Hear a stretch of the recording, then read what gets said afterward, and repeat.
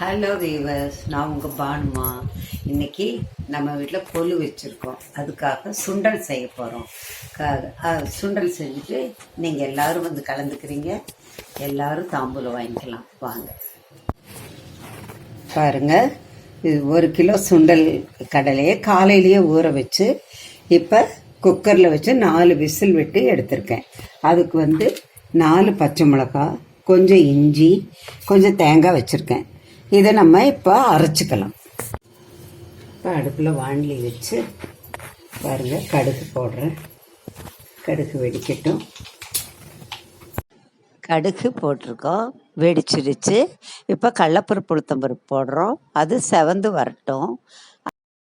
தேங்காய், பச்சை மிளகாய், இஞ்சியை இப்படி அரைச்சி வச்சுருக்கேன். தேங்காய், பச்சை மிளகாய், இஞ்சி அரைச்சி வச்சுருக்கேன். இப்போ இந்த கடலைப்பருப்பு உளுத்தம்பருப்பு கொஞ்சம் செவந்து வரட்டும். செவந்து வரும் பாருங்கள், செவந்துருச்சு.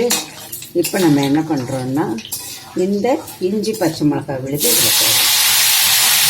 போட்டு கொஞ்சம் கருவேப்பிலையை இதில் போட்டுருவோம். போட்டு கொஞ்சம் ஒரு 2 வதக்கு வதக்குனா போதும். ரொம்ப நேரம் வதக்கணும்.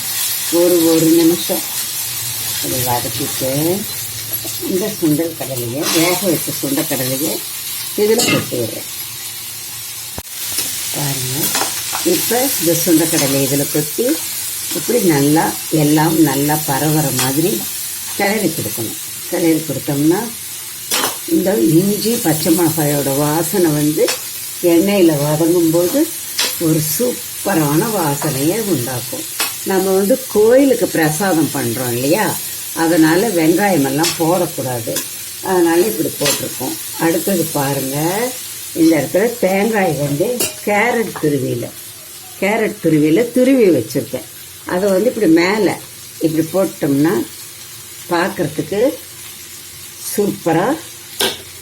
கொஞ்சம் கொத்தமல்லி, பொடியாக கட் பண்ண கொத்தமல்லி, இதையும் போட்டு ஒரு பெரட்டி எடுத்துட்டோம்னா சூப்பரான சுண்டல் ரெடி.